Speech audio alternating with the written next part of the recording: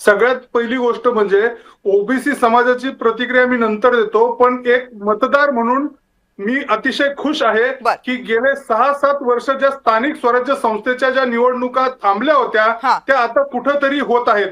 आणि याच्यासाठी बऱ्याचदा बरेच कारण हे ओबीसी समाजाला धरलं गेलं, ओबीसी मुळे निवडणुका होत नाहीत असा कुठंतरी ओबीसी समाजावर एक ठपका ठेवण्यात आला होता.